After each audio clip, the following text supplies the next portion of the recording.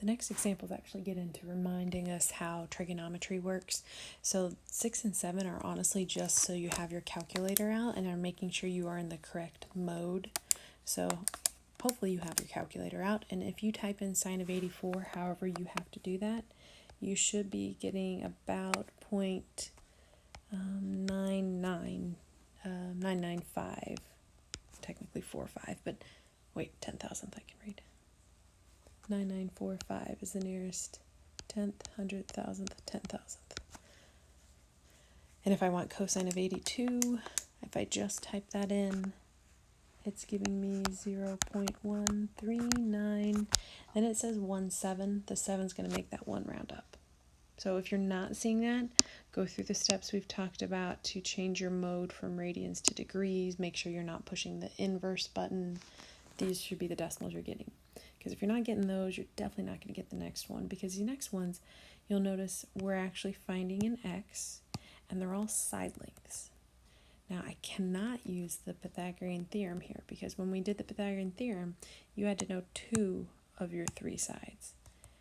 These next ones, I don't know 2 of the 3 sides. I know 1 side, and I know an acute angle. That's what's going to make us have to use trig. So I'm still going to start with saying, hey, look, right angle. Across from the right angle is the hypotenuse. Then I'm going to look for where they gave me an acute angle, a small angle, which is a 50. And right next to the 50 is this x. It's the adjacent leg. Nobody cares about the opposite leg going horizontally at the bottom. So katoa, I can see that this is going to be a cosine ratio. And I always, after writing sine, cosine, tangent, will put my angle. Then I'll set it equal to a fraction, specifically in this problem, the adjacent leg over the hypotenuse. Inverse is for finding angles, which I'm not doing, so I won't do inverse. So my next step is to cross multiply. So x times 1 is just an x. 12 times the cosine of 50 is what I need to put in my calculator. So 12 times the cosine of 50. Remember, some of you will be doing 12 times 50, pushing cosine, pushing equals. You should get 7.7. Please make sure you are typing that in and can successfully get that out of your calculator, because you got to be practicing those right steps so you can do it on both quizzes and tests when it really matters. Not to say homework doesn't matter, but homework doesn't matter for correctness. Same deal for number 9. We have a right triangle, but it's not Pythagorean theorem because the hypotenuse is not labeled. I did give you an acute angle. Right next to the acute angle is the adjacent side, but across from my acute angle is the opposite side. And since I'm not using the hypotenuse, this would be a tangent ratio, so katoa. So tangent of my angle is equal to the opposite leg over the adjacent leg.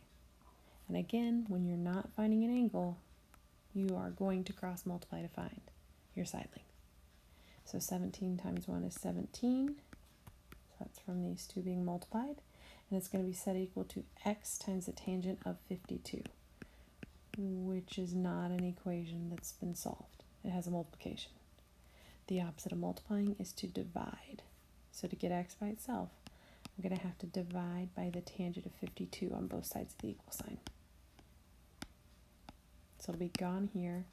You're going to have x by itself, so this is what I'm putting in my calculator. So some calculators are very straightforward. Let's see this one. Ooh, I almost dropped my calculator. So let's see this one to make sure we're still remembering how we're doing this.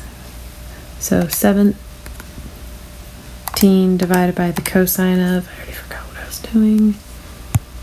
Not cosine, 17 divided by the tangent, 52. It's about 13.3. And then if I'm using the calculators, not my camera, I don't need a camera of a camera, so I'm going to have to turn it sideways. It was 17 divided by 52 cosine, hit equals. I said cosine again. Man, why do I keep wanting to do cosine? 17 divided by 52 tangent of 52, and then go ahead and divide. So they're both giving me about 13.28. So about 13.3 when I round to the nearest tenth.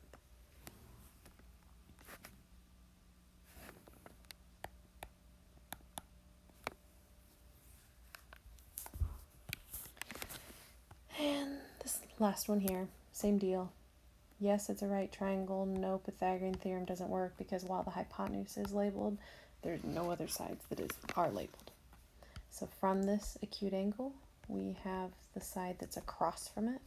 So I don't care about the adjacent leg here. SOHCAHTOA, this is the SO one. So I'm going to write sine of my angle.